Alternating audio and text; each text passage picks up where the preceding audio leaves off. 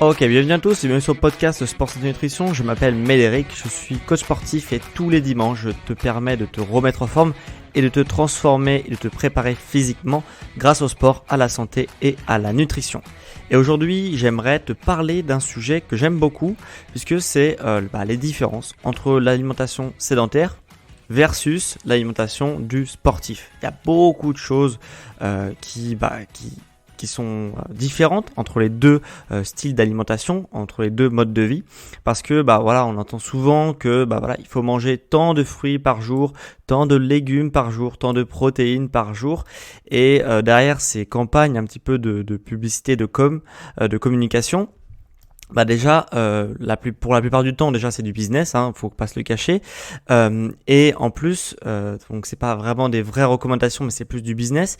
Et quand bien même des fois c'est quand même des vraies recommandations, la majorité des gens, c'est pas des sportifs. La majorité des gens, c'est pas des personnes qui prennent soin de leur santé, qui cuisinent et qui mangent correctement.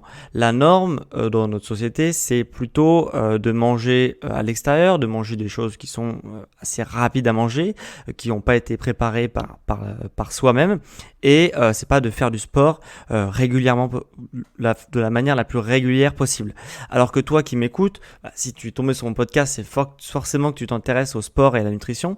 Et du coup, il y a de fortes chances pour que tu cuisines tes propres repas et que tu fasses du sport régulièrement.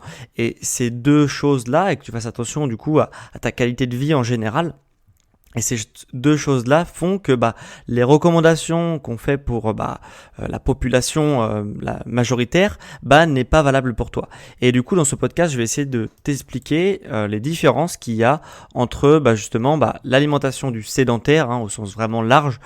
Ça comprend aussi ceux qui font très peu de sport une fois toutes les 2-3 semaines. On peut pas vraiment considérer ça comme étant sportif, mais plutôt entre ces personnes-là qui font très peu ou pas du tout de sport et l'alimentation du sportif qui lui fait du sport quotidiennement et pour aller plus loin que ça, généralement fait attention à sa qualité de vie et voilà. Donc déjà une première chose, c'est que chose qui est assez positive, c'est que depuis maintenant pas mal d'années, je sais pas exactement quand ça a été instauré, mais il y a les AJR, donc les apports journaliers recommandés qui ont été instaurés, et c'est plutôt une bonne chose parce que ça permet à des personnes qui n'y connaissent vraiment rien à la nutrition en un coup d'œil de savoir avec tel produit je vais compléter tant 2% de mon apport que je dois avoir dans ma journée. Donc c'est plutôt une bonne chose, sauf que pour les sportifs, ce n'est pas du tout vrai en fait. C'est complètement sous-estimé. Donc c'est déjà un premier pas, donc c'est positif, mais c'est complètement sous-estimé ce qu'a vraiment besoin l'homme, l'être humain, et encore plus le sportif qui a encore plus besoin de beaucoup plus de choses que ce qu'il y a dans la JR en fait, si tu veux. Pour le sportif, il y a des sportifs du coup qui ont établi ce que doivent être les AJR pour le sportif justement. Ça s'appelle les AOJ.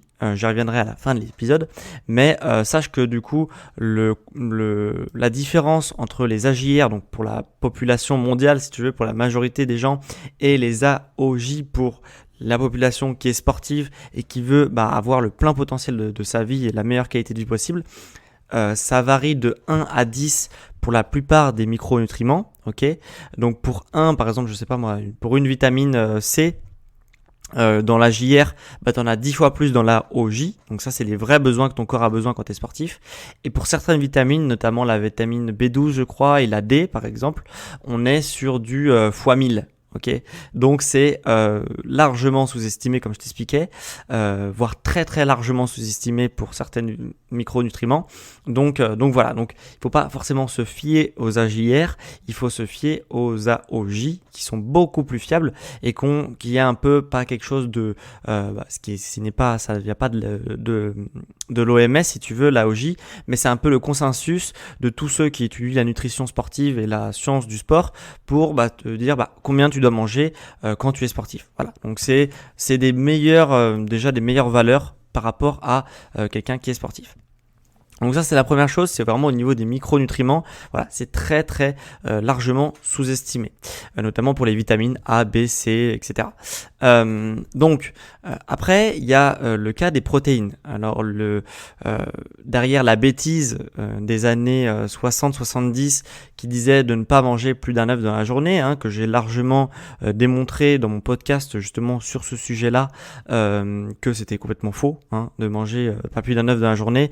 C'était contre-productif puisque les œufs c'est un des seuls aliments qui est encore naturel et qui est encore super qualitatif pour ton corps. Il a énormément besoin d'œufs, il a toujours fonctionné avec des œufs et tu peux en manger presque à volonté des œufs si tu es sportif. Donc là-dessus, voilà, ça te permettra d'avoir ton quota de protéines déjà assez facilement et de façon pas très coûteuse non plus. Donc voilà. Mais les protéines, du coup, pour en venir à ça, c'est très largement aussi sous-estimé, même chez les sportifs, le quota de protéines que tu dois avoir dans ta journée. Généralement, pour un sédentaire, si tu veux avoir un médecin que tu fais jamais de sport, il va te dire il faudrait manger entre 0,5 et 0,08 grammes par jour de protéines par kilo de poids de corps. Donc si tu fais 60 kg, tu multiplies ton poids par 0,5 et tu as ton nombre de grammes de protéines qu'il faut que tu aies. Ça peut aller jusqu'à 0,8 en fonction de certains médecins qui sont déjà un peu plus évolués sur la science du sport et du coup, mais c'est encore très largement en dessous de ce que tu dois avoir. Tu dois avoir entre 2 fois et 3 fois plus de protéines que ça. Donc ça va plus entre 1,5 et 2,5 g de protéines par jour en fonction de ce que tu fais bien sûr comme sport. Mais en tout cas, on est bien loin des 0,5 qui sont donc 0,5 grammes par kilo de poids de corps par jour qui est conseillé par les médecins et par l'OMS.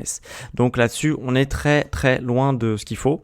Et donc, je répète encore une fois, pour un sportif, on est plus entre 1,5 g et 2,5 g par kilo de poids de corps. Donc si tu fais 60 kg, tu multiplies en fonction de ton sport aussi. Si tu fais des sports de force, tu auras besoin de plus de protéines que si tu fais des sports d'endurance par exemple. Et du coup, tu multiplies ton poids par 1,5 et ça peut aller par 2,5 g, enfin par 2,5 du coup. Voilà, donc ça déjà c'est aussi une première chose qui te dit que voilà, on n'est pas pareil, le sportif ne mange pas pareil que le sédentaire.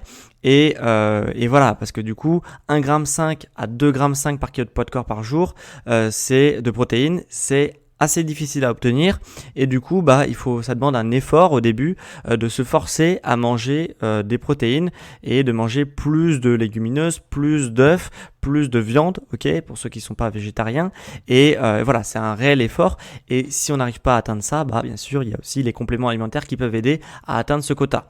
En tout cas, si toi tu manges pas assez de protéines et que en écoutant ce podcast tu te dis ok, peut-être que je mange pas assez de protéines et je suis sportif, normalement si tu manges ton bon quota de protéines, tu vas voir que tu vas récupérer beaucoup plus vite et tu vas être beaucoup moins fatigué les jours qui suivent ta séance de sport. Voilà, parce que les protéines, encore une fois, j'ai fait un podcast dessus aussi, mais ça sert à reconstruire. Les protéines, ils servent à reconstruire tous les tissus de ton corps et automatiquement si tu ne donnes pas assez de protéines à ton corps, automatiquement il va pas pouvoir se reconstruire aussi vite que si il a tous ces petits matériaux qui permettent de reconstruire les choses qui ont été dégradées pendant les séances de sport. Voilà. Donc déjà au niveau des micronutriments, on n'est pas pareil avec le sédentaire et au niveau des protéines, on n'est malheureusement pas aussi pareil avec le sédentaire. Au niveau des fruits et des légumes, qu'en est-il ? Déjà, les 5 fruits et légumes, est-ce que c'est bon, est-ce que c'est pas bon ? Globalement, ça reste ok, ça reste bon, ça reste vrai, surtout pour le sédentaire qui, lui, généralement, rien qu'en mangeant un tout petit peu de 5 fruits, va réussir à avoir ses apports journaliers recommandés. Par contre, pour avoir les apports optimum recommandés, journaliers recommandés, donc que je t'expliquais au début de l'épisode, là, les 5 fruits et les légumes, ça va pas forcément suffire. En tout cas, si tu manges que 5 fruits et légumes dans ta journée, il faudra en manger beaucoup. Ok. Moi, j'aime bien dire que à peu près la moitié de ton assiette, c'est des fruits et des légumes. Ok, donc fruits en dessert par exemple, mais pour simplifier, la moitié de ton assiette, la moitié de ce que tu vas manger à chaque repas, c'est presque que des fruits et des légumes, et l'autre moitié, c'est des glucides, des lipides et des protéines. Voilà. Donc on n'est pas à la moitié pile poil, mais voilà, on est à peu près quand même sur ça. Donc il faut manger beaucoup de fruits et des légumes. Donc généralement, pour éviter que ça soit chiant à manger, que 5 fruits c'est très peu dans une journée quand même. Enfin 5 fruits et légumes c'est très peu dans une journée.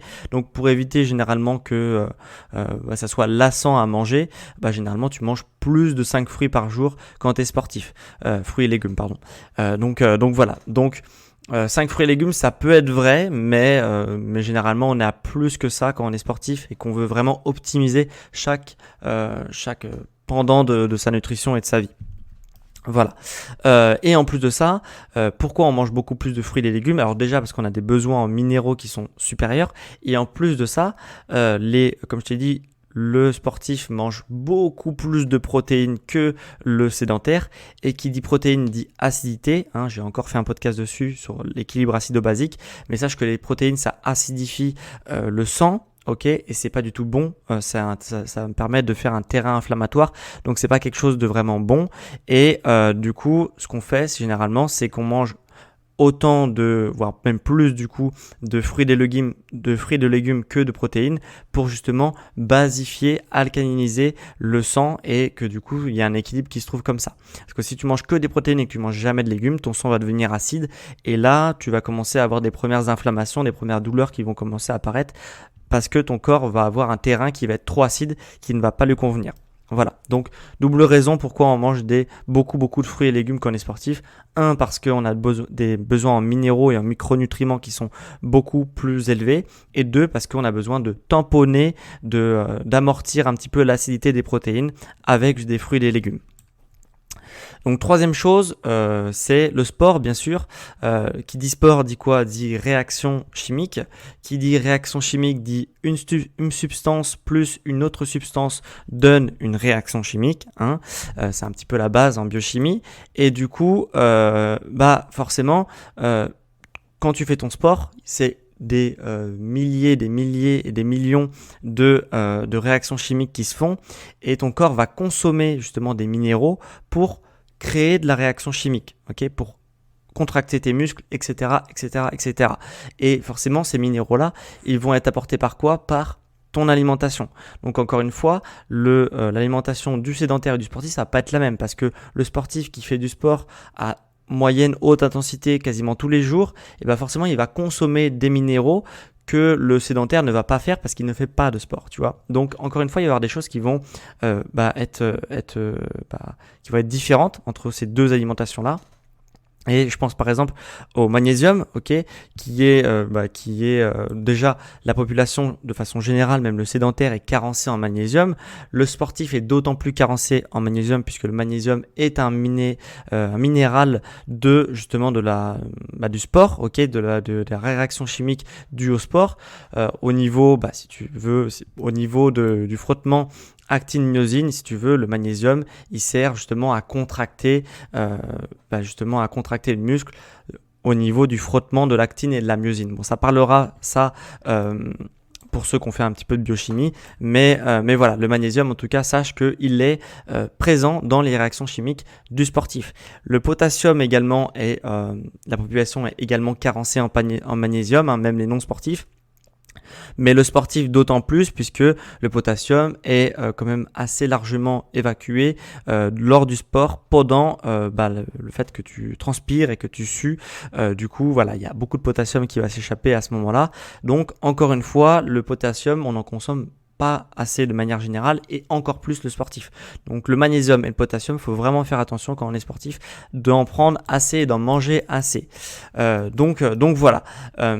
Après, la meilleure des manières, justement, une fois que tu as mangé beaucoup de fruits et de légumes, une fois que tu as mangé beaucoup de viande, pour les raisons que je t'ai expliquées, et que tu as fait gaffe à certains aussi minéraux et tout, il y a je vais pas parler des glucides, bien sûr les glucides, on en mange beaucoup plus que le sédentaire, ça paraît évident, puisque c'est du sucre qui permet de faire avancer le corps pour son effort physique et son sport.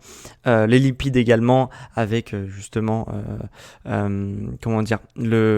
cerveau, les réactions nerveuses justement qui vont être réparées grâce aux lipides. Donc bien sûr, les lipides et les glucides, on va en manger aussi beaucoup plus. De toute façon, généralement, pour avoir une bonne alimentation, il faut déjà manger beaucoup plus que le sédentaire. Quand on est sportif, déjà on se rapproche déjà de certaines choses. Mais après, une fois qu'on a tout optimisé, c'est ce que je viens de te dire. Comment on fait? Bah déjà, la meilleure des choses, et c'est pour ça qu'il y a beaucoup de sportifs qui prennent ça, c'est quand même des compléments alimentaires pour complémenter, pour supplémenter ton alimentation, puisque sinon, bien qu'en faisant les choses bien et correctement, on n'arrive quand même pas au total qu'il nous faut pour être vraiment ultra optimisé. Donc si toi tu veux être ultra optimisé sur ta nutrition pour pouvoir, si tu as vraiment un but de performance ou un but de transformation physique qui soit la plus efficace possible, ça serait peut-être pas mal de justement de prendre des compléments alimentaires pour justement arriver à ton plein potentiel si tu veux. Donc ça sert à ça les compléments alimentaires.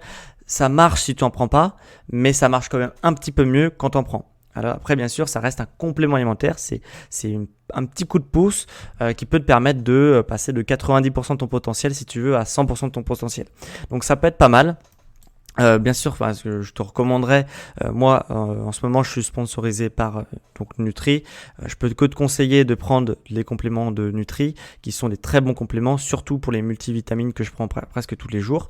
Donc voilà, je peux que te conseiller ça. Donc c'est nu3.fr, donc ça se dit Nutri, mais voilà. Et tu as un code promo, c'est SSN15 si tu le souhaites. Mais voilà, je te conseille au moins pour les multivitamines. Et il y a une autre solution, c'est de prendre aussi tous les compléments alimentaires séparément. Ok, donc ça veut dire que tu te prends ton magnésium par exemple parce que tu sais qu'il te manque de magnésium parce que c'est pour créer de l'énergie, si tu veux, ton corps va avoir besoin de magnésium. Tu prends ton petit pot de magnésium, ton petit pot de potassium, ton petit pot de protéines par exemple, et en fonction de ce que tu as mangé dans ta journée, tu prends tel ou tel complément. Donc ça c'est aussi une autre manière de faire qui est mieux parce que du coup tu peux mieux doser parce que tu as les compléments séparément, mais ça reste quand même assez laborieux à faire comme travail. Donc moi par exemple je préfère ne pas m'embêter et prendre des marques de compléments alimentaires qui font des bons produits et pour avoir tout dans un multivitamine par exemple. Donc quand tu as cette chance là d'avoir des bonnes marques qui travaillent bien, n'hésite pas, le multivitamine ça fait quand même gagner pas mal de temps que de prendre tous les trucs séparément. Voilà. Et bien sûr, la vitamine D aussi, j'oubliais, mais la vitamine D est aussi indispensable, mais même pour les sédentaires. Et j'encourage tout le monde à prendre de la vitamine D. Les bienfaits sont incroyables et ça coûte pas cher. Et voilà, de prendre des petites gels de vitamine D aussi, ça peut aider. Et malheureusement, dans la nutrition, c'est pas possible en fait d'avoir ces apports en vitamine D avec la nutrition. C'est juste le soleil qui permet ça. Et malheureusement, moi je suis sur Nantes, donc j'ai pas l'opportunité d'avoir beaucoup de soleil en Bretagne. Voilà. Donc voilà pour ce petit podcast. J'espère que tu auras appris des trucs entre justement les AJR, les AOJ et la différence un petit peu entre ce que le sédentaire doit manger et le sportif doit manger. J'espère que tu auras apprécié ce petit comparatif. Et si tu veux justement, si tu es un peu curieux et que tu sais pas trop, tu n'avais pas entendu parler des AOJ par exemple, et que tu veux savoir ce que c'est, je l'ai mis en fait le tableau entre les AJR, AOJ, justement en PDF donc en description. Tu as juste à cliquer dessus et récupérer ton PDF. Comme ça, tu auras le petit tableau et tu pourras observer les différences qu'il y a entre les deux modes de vie et ce qu'on nous conseille pour la majorité des gens et ce que le sportif doit manger pour être en bonne santé. Donc voilà, donc ça c'est si tu es curieux, ça sera en description, tu n'auras plus qu'à cliquer en description. Et deux choses encore avant qu'on se quitte. Moi donc je suis coach sportif et donc je peux t'accompagner sur ta transformation physique, sur ta préparation physique à distance. Mais avant ça du coup, je fais toujours un petit entretien, donc un bilan gratuit pour connaître tes forces, tes faiblesses et tes objectifs sur du moyen long terme. Et du coup, je te donne des premiers conseils. Et après, à la suite de cet entretien, je pourrais également te proposer mon accompagnement donc sur mesure à distance pour coacher et se préparer physiquement en fonction de ton objectif. Voilà, donc ça c'est en description, tu as un petit lien pour prendre rendez-vous et qu'on fasse le bilan qui est offert. Donc ça c'est en description. Et dernière chose avant qu'on se quitte, J'avais prévenu que du coup, on pouvait laisser des avis bien sûr sur Apple Podcast pour évaluer l'émission. Donc l'application de podcast d'Apple où on peut donner un avis 1, 2, 3, 4 étoiles en fonction et 5 étoiles en fonction de si on a apprécié ou pas l'émission. Et on peut aussi écrire un avis écrit pour faire un retour aux gens de l'émission et j'avais promis que je lirais les avis dans le prochain podcast. Et donc du coup, Petit Chat à vélo du coup m'a laissé un avis 5 étoiles. Elle me dit merci pour ce podcast que j'ai découvert il y a 2 jours mais j'ai déjà dévoré pratiquement tous les épisodes en si peu de temps. C'est très intéressant, bien raconté et très complet. J'ai appris énormément de choses et m'étant mis à la muscu depuis janvier, cela va me permettre de m'améliorer encore et encore. Alors un énorme merci aussi pour tes PDF que je garde précieusement pour les conseils qu'ils contiennent. Par contre, pourrais-tu me dire, donc après elle avait une question sur l'alcool. Sur l'alcool, si on pouvait boire de l'alcool, etc. Alors, j'ai reçu pas mal de questions, donc soit sur mon Instagram, soit du coup, Petit Chat à vélo, que je remercie d'ailleurs du fond du cœur pour cet avis 5 étoiles et pour aussi avoir pris le temps de m'écrire ce que tu pensais de l'émission.